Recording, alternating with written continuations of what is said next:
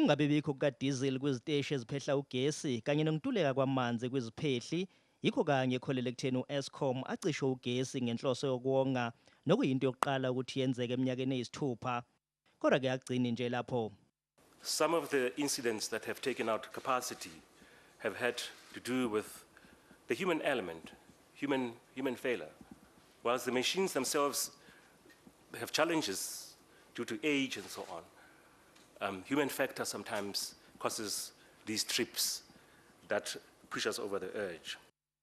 U-Eskom ukholelwa ukuthi-ke uhlelo lokucishwa kukagesi lungamiswa ngehora leshumi namhlanje kusihlwa. Kodwa-ke lokhu ngeke kusho ukuthi ugesi ngeke usacishwa futhi.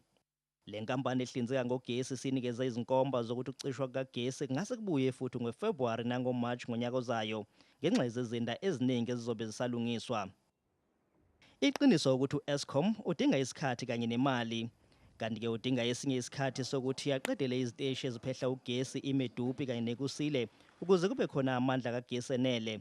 Kuzophinde kudingeke enye imali yokulungisa iziteshi eseziphelelwe isikhathi.